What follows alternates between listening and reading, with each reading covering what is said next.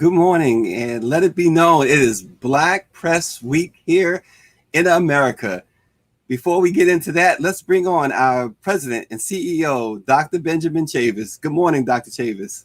Good morning, Stacy. And on behalf of the National Newspaper Publishers Association, the Black Press of America, we certainly celebrate the 194 years anniversary this month of the Black Press. Actually, this week marks the 194th anniversary of the Black Press of America since Freedom's Journal was first published in March of 1827.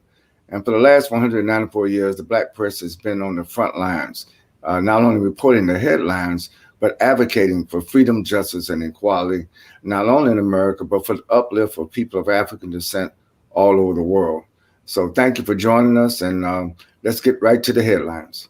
Yes, indeed. So Derek Chauvin, his defense attorney, this is the officer who has been is on trial now for the murder of George Floyd. His attorney, Eric Nelson, asked the court yesterday to delay the trial because of the $27 million settlement between the city of Minneapolis and George Floyd's family. Nelson said the court should strongly consider their request to delay and move the trial outside of Hennepin County. He also asked for extra strikes and for jury strikes and requesting of jurors who had already been selected. They've already selected 7 of the 12 jurors that will be seated, plus they have to select another 6 for alternate work.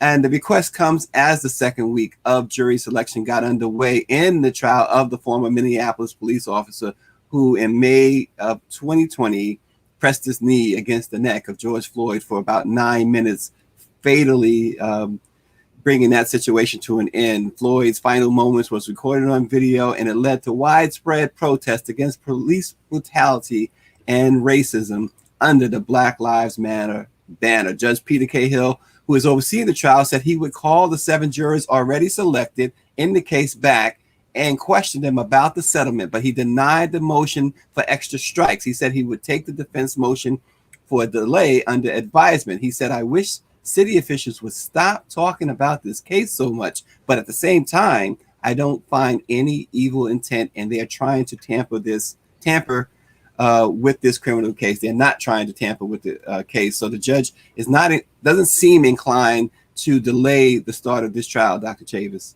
Well, I think the judge is right. Obviously, the defense attorney representing the police officer who participated in the murder of George Floyd is trying to put any tactic to delay the trial or even stop the trial. That's what defense counsels do. But I think that the judge is going to deny those motions. I think just as a matter of record, he's going to query the jurors that have already been selected to make sure that they still remain impartial. And then I think we'll go on with the rest of the jury selection. I don't think there's any way, short of a natural catastrophe, that this trial is going to be stopped. I think not only are the people and the citizens of Minneapolis waiting for justice to be done, but the family of George Floyd is waiting for justice to be done. And keep in mind, the settlement that was announced last week, that's on the civil side. That is not on the criminal side.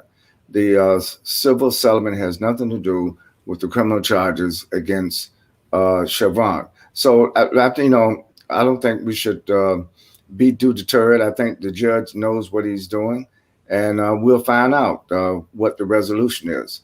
It's interesting that when white Americans are accused of killing Black people, they're presumed innocent to proven guilty. But when Black Americans are accused of something, that we are considered guilty to prove our innocence. That's the nature of the criminal justice system that we live in America, that needs to be changed and transformed.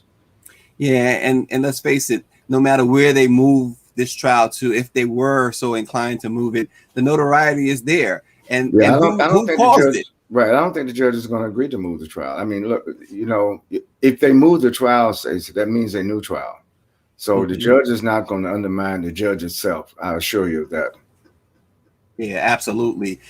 And in other news, Dr. Chavis, something that we continue to follow here at the Black Press, flurries of voter suppression bills have been introduced in the key battleground states that decided the 2020 election and were the focus of Donald Trump's attempts to undermine it. Republicans are ramping up their voter suppression and voter denial efforts in places like Georgia, Texas, and other strongholds that Democrats have lately tried to challenge. But Stacey Abrams, the 2018 Democratic gubernatorial nominee in Georgia and a voting rights activist who helped President Biden become the first Democrat in nearly 3 decades to carry Georgia, has been in the trenches, as we know, getting people out to exercise a right that is, again, under threat. Stacey Abrams said yesterday that these bills that the Republicans are pushing, not only in Georgia, but in other places, she says, I do absolutely agree that it's racist. It is a redo of Jim Crow in a suit and tie. The only connection that we can find is that more people of color voted, and it changed the outcome of elections in a direction Republicans do not like. Absolutely. Well, you know, this is Women's History Month, and I can't think of a better representative, a better manifestation of what it means to be a strong woman leader, a strong Black woman leader, Stacey Abrams. She's still on the case, and she helped make a difference in Georgia. And I believe that these tactics by not only the Republicans in Georgia, but all of the swing states and many states. I understand there are over 40 states where some indication, some attempt to do voter registration, voter suppression is at play. But I think that people are awake. We have not gone to sleep since the November election, and we certainly have not gone to sleep since the January 5th primary runoff in Georgia.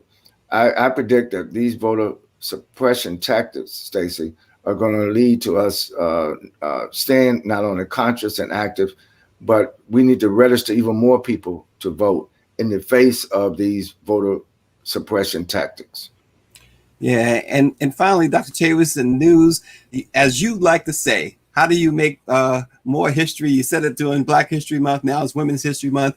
Make more history. Yeah, the way to celebrate it is to make more history. And the NMPA and Black Press of America offers a hearty congratulations to Terry Smith, who was named by the National Football League's Players Association as the first Black female COO. Terry has been acting in this role for the past 2 years, and since joining the Players Union in 2009, she has played a key part in advancing diversity, inclusion, and service among staff and members. Congratulations to Terry Smith for making more Black women's history. Absolutely, and we salute the NFL for making that decision. Yeah, absolutely. And this morning, speaking of Black Press Week, we have a special guest, Mr. Bob Marshall of Wells Fargo joins us right now. Good morning, Mr. Marshall. Good morning, Stacey. Good morning, Dr. Chavis. Good morning, Brother Marshall. And look, right up front, let me profoundly thank Wells Fargo for being the one major bank in America that's been supportive long-term of the Black press of America. We thank Wells Fargo. We thank you for your leadership, not only for supporting this week's Black Press Week, but you supported our Midwinter Conference. You can support our convention in June and what we do in September annually. I have to salute Wells Fargo for being that one bank that the Black press can depend on, that HBCUs can depend on, that Black America can depend on. So thank you for your leadership.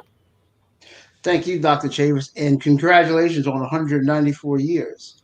That's incredible. You have been and the organizations of the NNPA have been a stalwart in our Black community, the trusted advisor and the trusted source through your publications and the media to get the news out and to keep us informed. Yes. And Mr. Marshall, I know we only have you for a moment, but let me ask you, what can we expect this week, Black Press Week, from Wells Fargo? Thank you for asking. I'm excited that our very own Darrell Green on March 18th at 1:35 will actually spend some time talking to small business owners about how they should think about moving through 2021. We all know that this has been a trying time, and the constrained business climate has forced us to kind of think about how to pivot and not only just survive through this time period, but thrive. And he'll give you some tips around really thinking about how to look at the past and to inform your future, how to look at capital in a certain way, and also how to use your network to move forward for success. We're excited to be a part of this week's celebration, and that it is our goal to continue to stay connected with the Black community and to build engagement through not only your publications, but your social media outlet.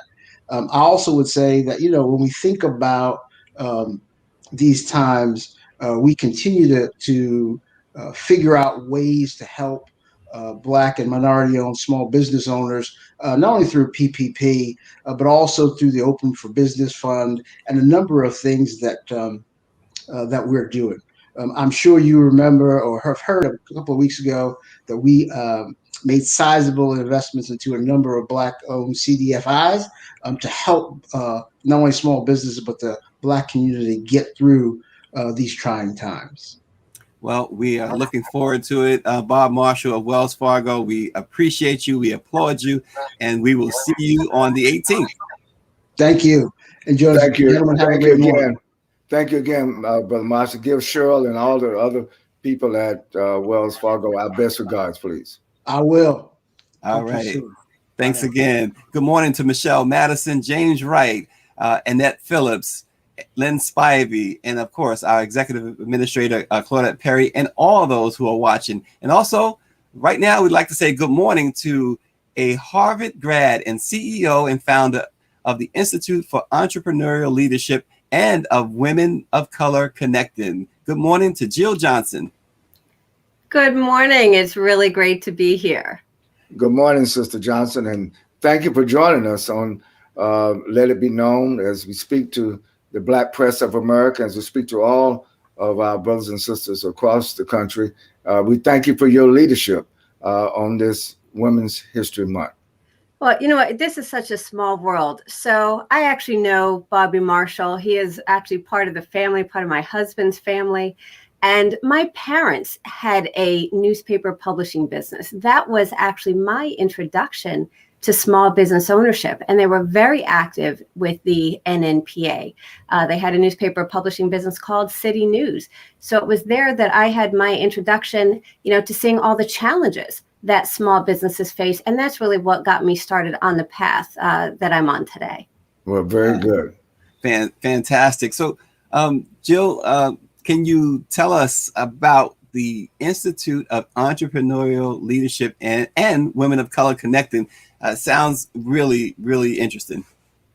Sure. So the Institute for Entrepreneurial Leadership, or IFL as we call it, is an organization, nonprofit, that my father and I started together in 2002. And we started the organization because we really saw the challenges that business owners face in terms of trying to get to the next level, to grow. People that already were in business, people that, not just have an idea, but they're generating cash flow and still could not get the capital needed. And so, what do you do if you don't have the capital? How do you create more runway for yourself?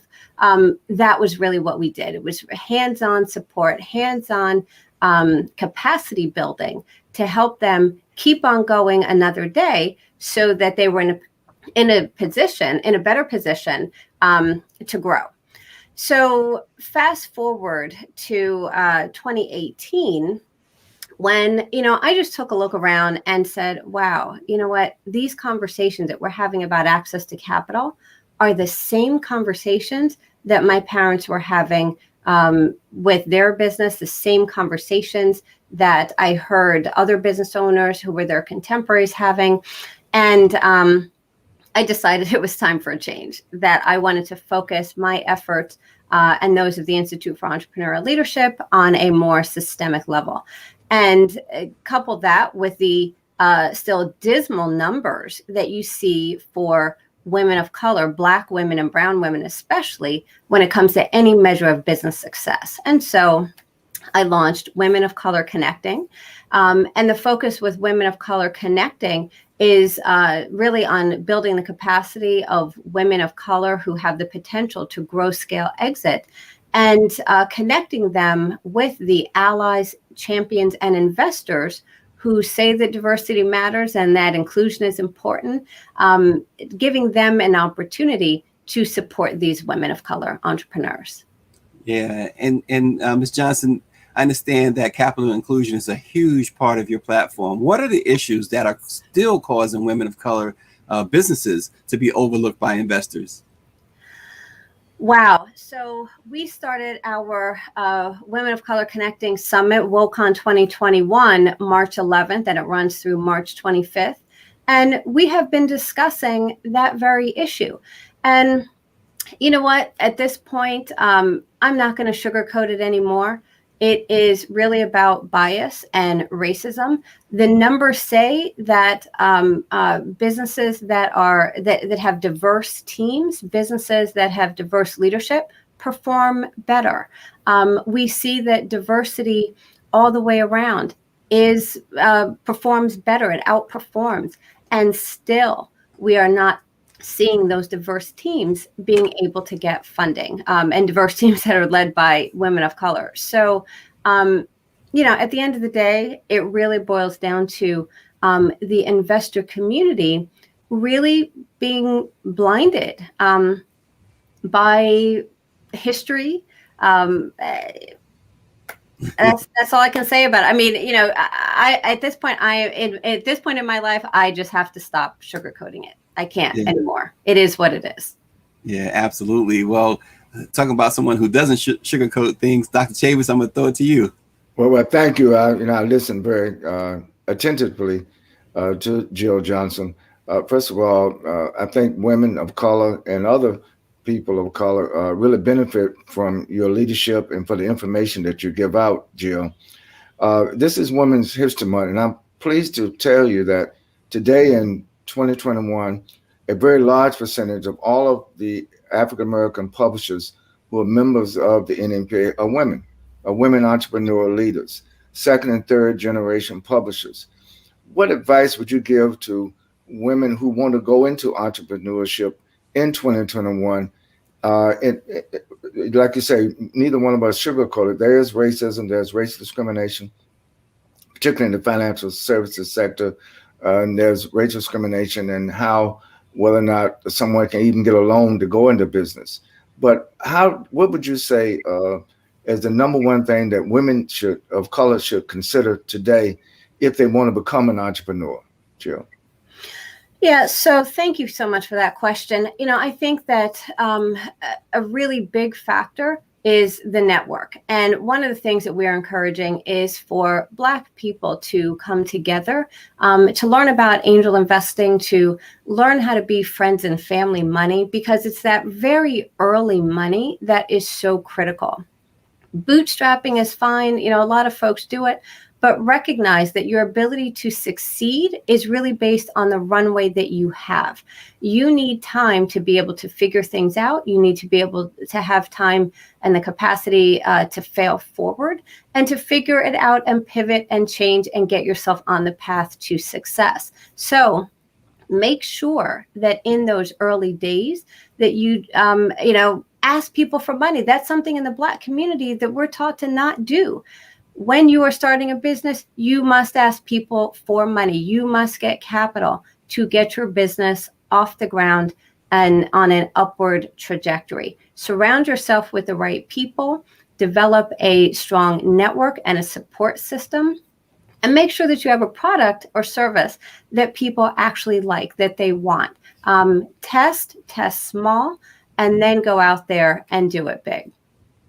Very good advice. And, Jill, I think that we're having you on this morning, but we want to continue to follow up with you because this issue of economic development, business development, would you just comment also on how the new stimulus bill that was just signed by President Biden, I understand that there are funds for Black-owned businesses, entrepreneurship.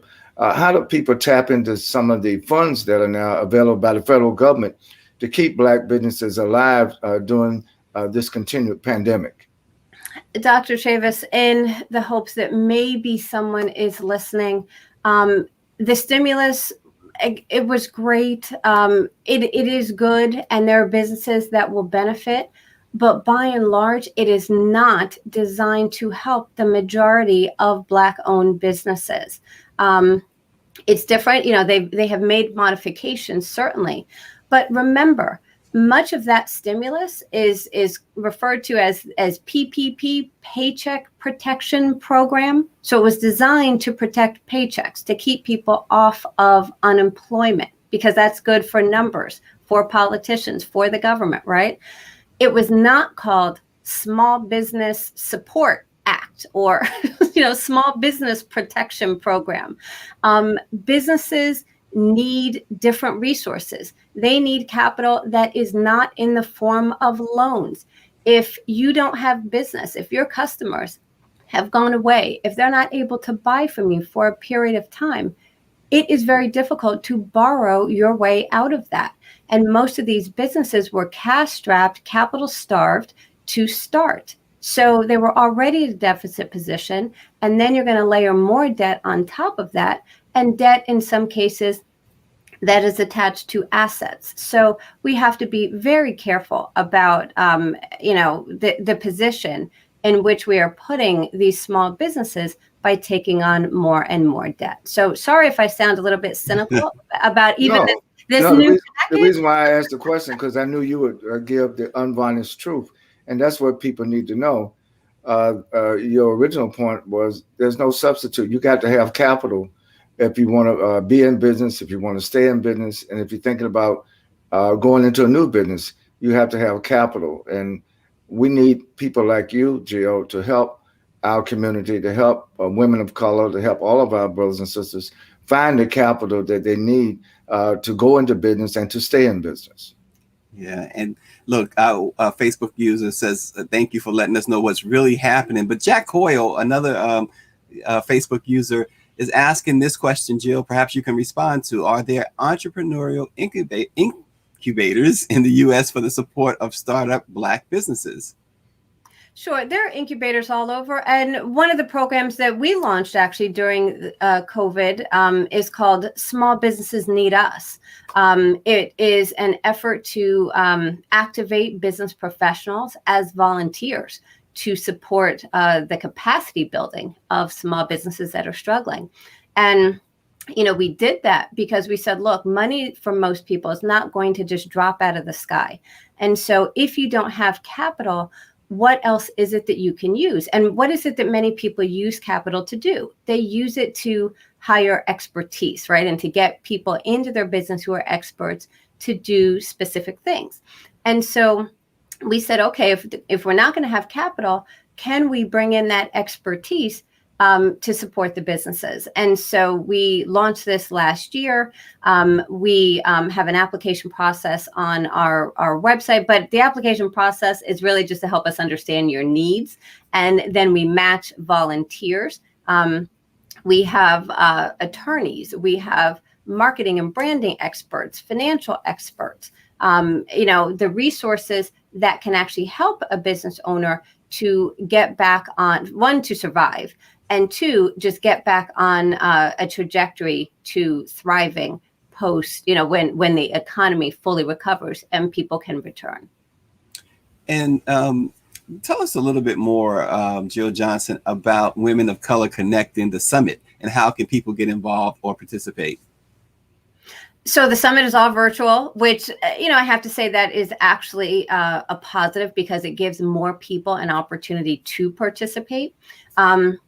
It is about connecting. So, that person who asked about incubators and things, there are lots of incubators around, and I encourage you just to do a search for that. But it is about connecting with resources and developing your network. And so with this summit between March 11th and March 25th, we're having these conversations around capital and what it will take to get more women of color on the growth scale exit trajectory. And I have to tell you that our focus, yes, we have, let me say this. Yes, we have content for women of color entrepreneurs who want to get their businesses on that growth scale exit trajectory. However, a big part of our audience is all of the people, again, who say that diversity is important and that inclusion matters.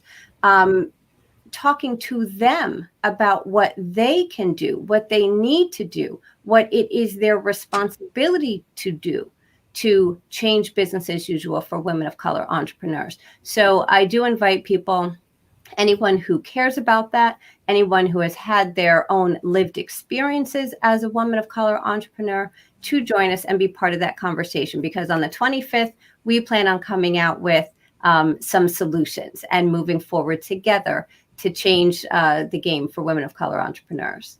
And can you once again give the information on how someone can attend that summit? Yeah, so they can go to our website, WOCON, WOCCON.org. That's WOCON.org. And the information is there on our website. Fantastic. Michelle Madison says, I will attend that summit. She says, thank you. We welcome her. Absolutely. That's Dr. Chavis. Yes, I think there's some great information. And Jill, you're keeping your family's legacy alive. We salute you, and we hope that people will take into heart and into mind the great advice you've given out on today's program. And Stacey, I just want to remind everybody that they can still register for Black Press Week. We are beginning all this week with information vital to keep the Black press alive. And certainly the sustainability question is so important, what Jill is talking about in terms of the capitalization of our businesses. It's so vital that the Black press stays alive for another 194 years. Absolutely. And that registration for Black Press Week, virtual nnpa2021.com. Registration is totally free. And it kicks off March 18th and lasts to March 19th. So we have 2 days of great information. You heard a little earlier from Wells Fargo, but so many others will be there with some vital information. Jill Johnson, any final thoughts from you on what you're doing? So you know what I'm going to do, because I am, again, a supporter of the Black press and just what that meant to my family. And if it were not for their participation as publishers in the Black press, I would not be here today doing what I do. So when I get off here, I'm going to put a code on our site, NNPA, which will allow you to register for our summit for free. It is that important. So I'm going to do that.